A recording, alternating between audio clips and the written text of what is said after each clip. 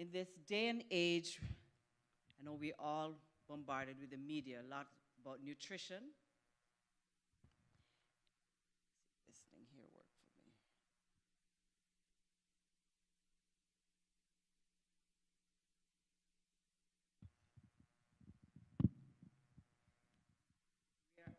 The newspaper, I don't like.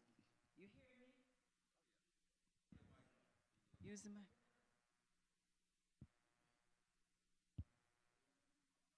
Oh, okay. Every day as consumers, we are bombarded with the newspaper, television, and radio, billboards. Everywhere around, even on the internet, a lot of us, you hear everything about nutrition, and everybody, nutrition experts. And nutrition is evolving, and what we had 5 years ago is totally different from like today.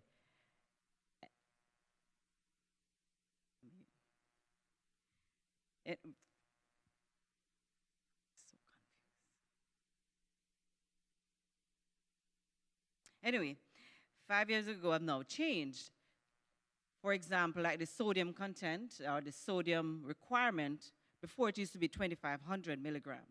It has now changed to 2,300 milligrams. And better yet, ideally, we're looking at 1,500 milligrams. Blood pressure range, all the nurses, you know, there are different requirements now for blood pressure. So we have a lot of facts and fallacies nowadays about nutrition. And I have some questions to ask. True or false? And do you know the answers? Caffeine may raise the blood pressure, but only temporarily. True or false? True? Okay. Eating eggs in moderation, up to one a day, may not increase risk of heart disease or stroke in most people. High-fat diets are linked to many diseases. False. Insoluble fiber can help stabilize blood sugar levels and may lower the risk of colon cancer.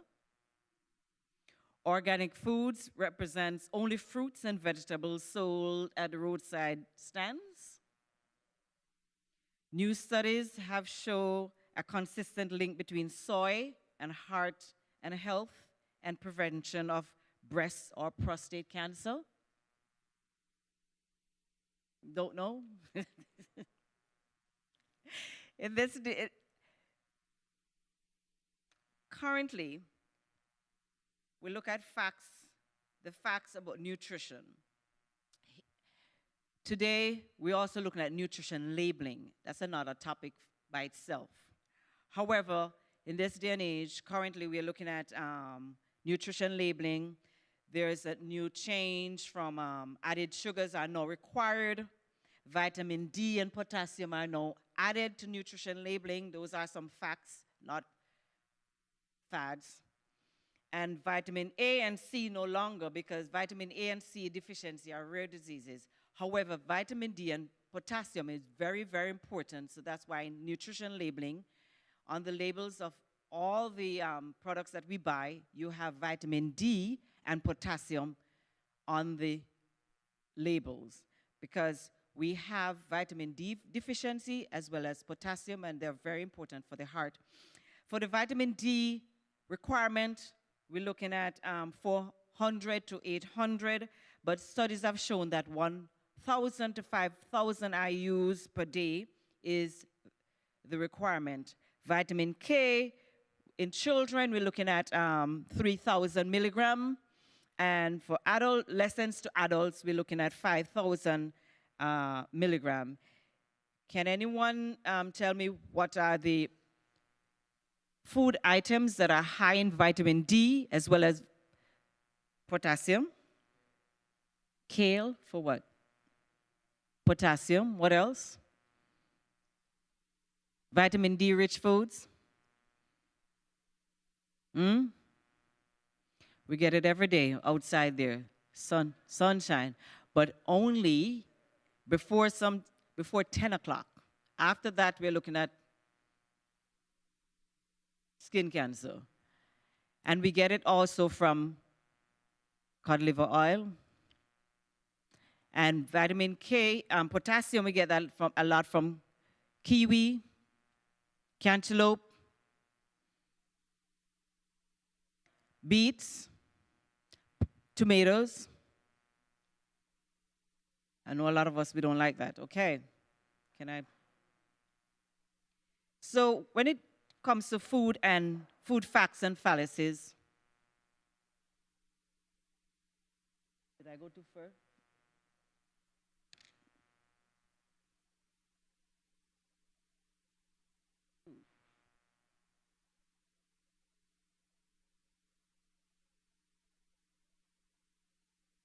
You always ask a nutrition or a dietitian. We have a lot of nutrition experts. We say that studies have shown, and when you look, what are the studies? There might be, 5 people or just themselves, and then, a lot of people are, publishing, but you have to look at what studies, how many participants, and how long. So here now, what expert once said, caffeine increases the risk of heart disease, blood pressure, osteoporosis, and miscarriages, may be linked to pancreatic cancer and elevated blood pressure. What we know now is that caffeine may increase your body water loss through urination. Those who drink a lot of coffee realize they go to the bathroom a lot. Or not even coffee. We have, Mountain Dew. Those who like Mountain Dew, it's high in caffeine. So we have to look at all, other products. Red Bull, all these products have a lot of caffeine. Caffeine may raise blood pressure, but only temporarily. Caffeine may also act as a mild stimulant to the central nervous system. And it does not increase the risk of heart disease, pancreatic cancer, or miscarriages. And only non-filtered coffee appears to raise cholesterol level. Eggs. Once experts used to say that, limit eggs to no more than what? 3 per week. Remember we used to have that? And because their cholesterol-rich yolk may raise our cholesterol level? No. There's no need for most Americans to avoid eggs. Eating them in moderation, and what is moderation? Is up to 1 a day, may not increase, just 1 a day, not 5 a day, because I need that protein. The protein is from the white, not the yellow, the yolk. It may increase our heart disease or stroke in most people. Saturated fats, that's found mostly or mainly in animal foods, raise blood cholesterol levels far more than eggs. Yes. Eggs are low in saturated fat. Not that it doesn't have saturated fat. Trans fat can also raise your blood cholesterol level. Fats, what experts once said, high-fat diets are linked to many diseases. The American public was advised to limit all types of fats. Remember at one point, it said no fats at all, especially saturated fats like butter, since they raise our cholesterol level, as well as our LDLs, which is known as the bad cholesterol. You want to always have low LDLs and high HDL. What we know now is that you limit full fat diets such as whole milk, fatty meats, and trans fat. You want to replace it with what? Your healthy fats, which protect the heart, such as monounsaturated fats. When you're reading your labels, you want to look at the monounsaturated fat level, which is the higher. You always have the polyunsaturated. Sometimes they put the saturated. Then you have the polyunsaturated, and the saturated. You want to have as little as possible saturated. You want to have as more as possible the monounsaturated and the polyunsaturated. So you want to look at, for the monounsaturated, in olive oil, canola oil, peanuts, peanut butter, walnuts, seeds, and avocado. And if you must use margarine, you're going to look for those with no trans. It must be the brands that say trans-free, trans and saturated fat-free. So when you go to the supermarket, it's called reading your labels. Fiber. Expert one said that the chief benefit was believed to be what? An aid in digestive process, allowing digested food to pass easily through the intestinal tract. What we know now is that we have what? Two types of what? Fibers. The soluble fiber that dissolves in water and bind fatty substance like cholesterol. Eating our, say, an apple a day, or fruits and vegetables, that some has the soluble fibers. What it does is bind, if we do eat high cholesterol or food with cholesterol, it binds it, traps it, and we help the body to get rid of it before our body utilizes it. The insoluble fiber as well does that. It adds bulks and softness. Remember Dr. Peter talked about our stools? And as well as promoting regularity. So those who does not like fruits and vegetables, that produces a lot of fiber. And it also helps to stabilize our blood sugar levels and may lower the risk of colon cancer. Look at we aim for 20 to 35 grams of fiber per day. You see all those who eat a lot of oatmeal with their fruits every day, their vegetables, whole grains.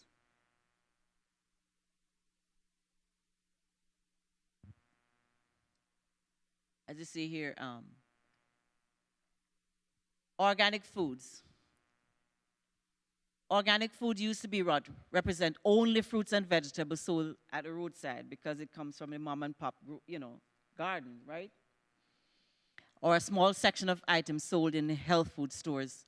However, nowadays we have organic foods grown without what? Without toxic pesticides and fertilizers. And livestock grown or raised without antibiotics, growth hormones. You look sometimes in the supermarket, when you look at the chicken leg, they're almost big like my arm. Yes. And those are not really, there are a lot of hormones. When you look at the real chicken, just the chicken itself, those with the hormones, they're really puffy. And you have to be careful. Sometimes we say, oh, it's organic, it's more expensive, because it takes a lot to raise and to grow without these fertilizers and pesticides. And even, I see a big difference when I buy the organic apples and I just wash them. Compared to the other apples, there's a film on those apples, hard to chew, and it's hard to swallow. It's a big difference. The U.S. Department of Agriculture set standards and terms about the organic oranges, for the organic food, because even when they say we stamp it as organic, the FDA, the U.S. Department of Agriculture, I have friends who work with them who does inspection, and you cannot label anything that's organic and it's not, because there's a penalty for that. Organic oranges are found to contain more vitamin C compared to conventional grown oranges, because there are a lot of pesticides, they spray on these oranges, and they sometimes use, even when you look at the, proof, because my proof is, sometimes I may say, okay, let me buy tomato. And the difference with the organic tomato and the regular grown tomato, big difference. And what I find is that they spoil easily. The organic, the tomatoes, normally they use like ethylene oxide to ripen them, to speed up the ripening process for the tomato, and sometimes the fruit as well. So they, you know, they look red, and when you cut them on the inside, they're not ripened. So you have to be careful. You know, my brother everything was organic. I used to call him Brother Organic. Until I really started doing that, I realized it's a big difference. Yes, your grocery bill might be a little bit higher. However, when it comes to your health, what is more important? Your health or your death? Studies have also found that higher level of phytonutrients in organic corn, strawberries, blackberries versus the conventionally grown version. I like to support the organic agriculture that protects what? Our people and our planet. I go to the farmers market a lot because the local farmers, they bring their produce there, and it's a big difference. So we always, you know, look around in the area, you find a lot of farmers market nowadays. Salt. What does the expert? Too much salt, what? Increases blood pressure. For blood pressure, yes, there are certain factors, risk factors that contribute to high blood pressure. It's not just one thing. It's not just eating too much, you know, salt. It's stress, family history. Dr. Peter dealt with it, you know, family history, overweight, high cholesterol. These are factors that contribute to high blood pressure. Here, eating fewer processed foods, whether it be canned, frozen, ready to eat, convenience foods are fast food, and more fresh and whole foods like fruits and vegetables and whole grains. Eating, the first thing is you go fresh, then frozen. Last resort is canned. And always look at the sodium content, always. Some people are salt sensitive, so reducing the salt may help to lower your blood pressure.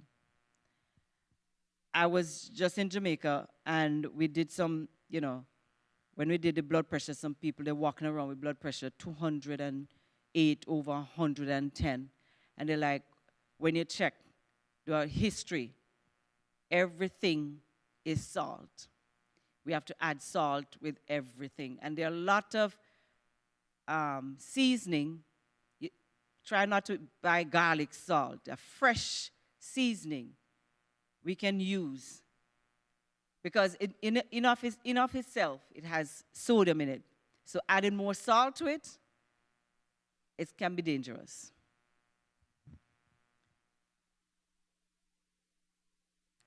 Soy. Soy, one said lowers blood cholesterol level and heart disease risk. It also reduces the risk of breast and prostate cancer. A lot of people, you hear about, oh, you know, I'm not going to eat no soy anymore, you know, and it can also eliminate hot flashes in postmenopausal women. There's studies have shown that there's inconsistent link between soy and heart health, bone health, hot flashes, and prevention of breast or prostate cancer. There's a lot of studies going around now. However, it has shown that there's a consistent link. It failed to show that. So there is none. So we always say, oh, you have breast cancer, or you're a survivor. Don't eat any soy product. I've heard that several times. Avoid soy. Experts advise against taking large amount of isoflavonoid supplements, particularly for individuals at risk for those who are hormone-sensitive cancer, you know, the breast and prostate. So if you have a large amount of isoflavone supplements, try to avoid those. Nowadays, we have to really educate ourselves. It's called reading. Not popping something or somebody tell me that this is good for me, so therefore I'll take it. How to spot a fad diet. When people exaggerate about, okay, if you take this, you're going to lose all this weight. There's certain specific food that result in weight loss or cure a disease. They have this, I can't remember, it's, if you take this, it's supposed to, I can't remember the name, but it's supposed to get rid of whatever in your stomach. Eating proper, drinking a lot of water, your fiber, that can clean you out. Because sometimes you take all this substance, and what it does is to clean out your colon, which has the vitamin K, which is necessary for your flora in your large intestine, and which is, can create problems. And, some of them, they claim so there's a scientific breakthrough, frequently using personal, people come with their personal testimonies that I did this and look at what happened to me. And when it promises that you don't have to have do physical activity, red flag. So some of the popular weight loss diets, like the cabbage soup diet, a lot of us have heard about the cabbage. Yeah, you lose water weight, only gain it back. Trust me. The Dr. Phil's Ultimate Weight Solution, eat right for your type. I heard about the grapefruit diet. I never promote diet. I always promote lifestyle change.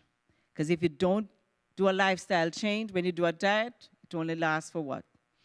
Maybe a week or a month. But if you practice a lifestyle change over 3 months, it becomes part of your lifestyle, become part of you. Sugar busters, not a balanced eating. The new Atkins diet, where it restricts your carbohydrate. I'm gonna put him out there. One day my husband tried the Atkins diet. It never lasts for long. I'm putting him on blast. He's not listening to me. The South Beach diet, it claims that weight gain is due to high glycemic index food, which cause spikes in blood sugar, which promote hunger. No. The Weight Watchers promotes positive behavioral changes. Yes, it does. However, you have to do that for a lifetime. But always promote lifestyle changes. 6 weight loss tips and tricks. What you're going to do for achieve a new year of health. You're going to up with your fiber. You see that plate? You're going to transition from eating a lot of meat, a lot of carbohydrate, to what?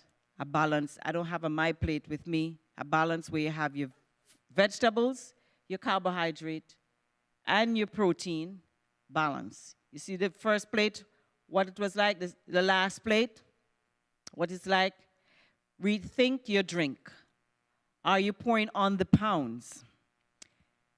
Pouring on the pounds. If you drink, those who like sodas and drink, if you drink a 12-ounce soda every day for 1 month,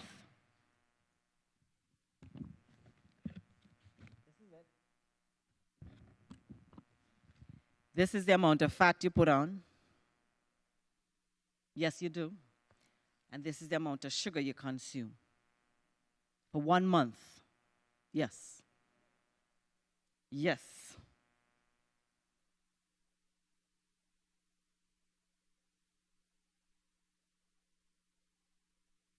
Eat breakfast. Get enough Z's. Can't get just 6 hours of sleep. Make sure your breakfast is healthy. And you're going to step it up. We have to do some physical activity, at least 30 minutes a day. Then you have the fast food survival. Take a virtual visit. Ask and you may receive. Ask for nutrition. When you go to fast food, you always, McDonald's now promoting, nutrition information. Be an advocate for restaurant nutrition labeling and education. Healthy Dining Finder.com features a lot of healthier dining fare in 60,000 restaurant location all over. One of my favorite is Seasons 52. Tells you how many calories you'll be consuming for your meal. Strike a balance, always a balance. Eat less, exercise more. I think Dr. Peter talked about it before.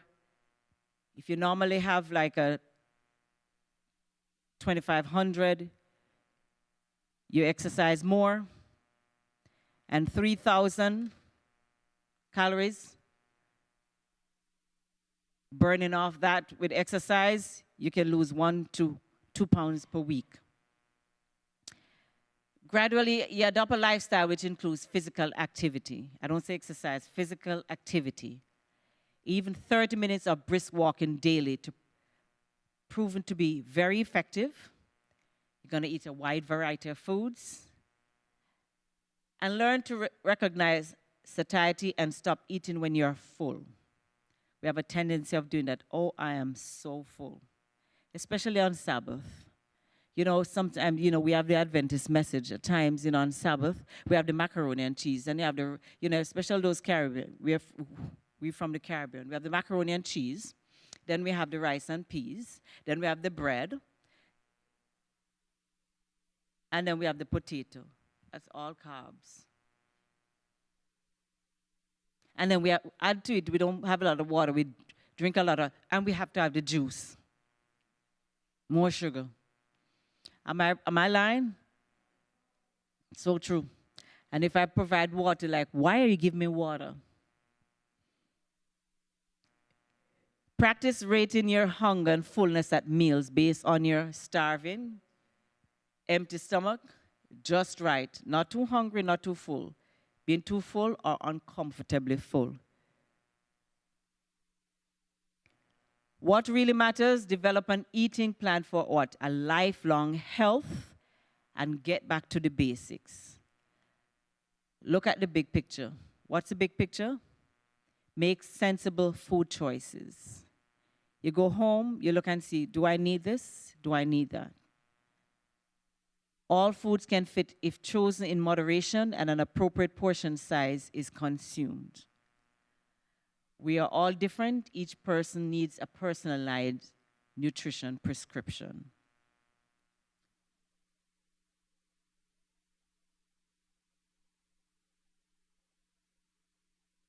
Am I done?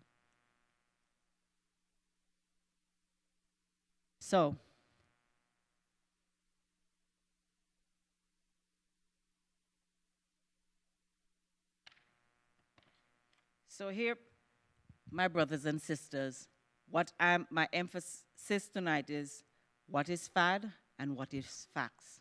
The facts is that we have to what? Step it up with our exercise. Decrease our what? Salt and sodium intake. What else? Huh?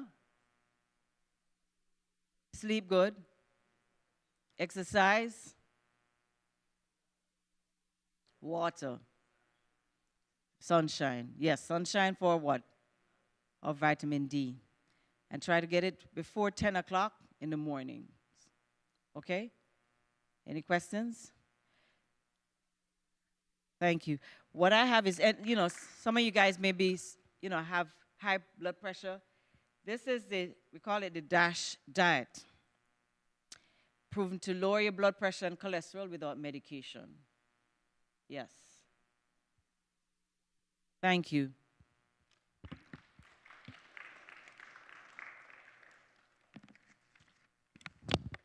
I turn over now to my husband. You talk about dental health.